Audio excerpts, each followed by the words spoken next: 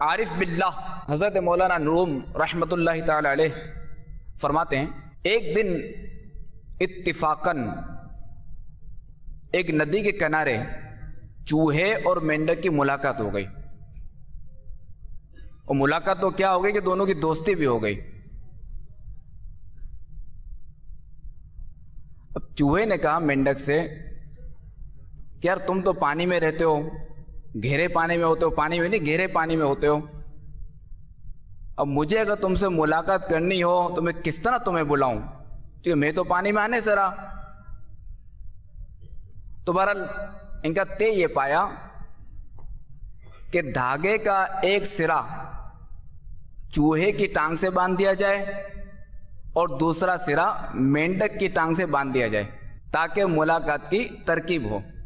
बहरहाल इस तरह कर लिया गया।